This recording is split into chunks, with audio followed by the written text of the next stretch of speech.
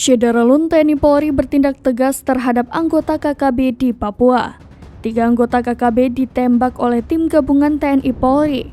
Penembakan ini setelah sebelumnya 1 tukang ojek ditembak oleh anggota KKB. Pengejaran terhadap pelaku berhasil melumpuhkan 3 orang anggota KKB.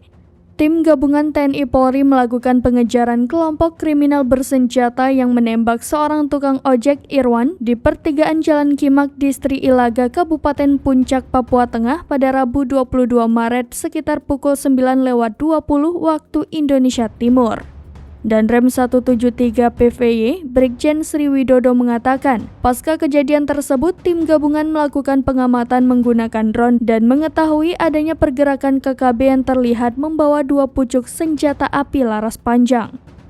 Setelah dipastikan keberadaan KKB, sambung Widodo, tim gabungan berusaha mengejar mereka yang sedang berusaha melarikan diri.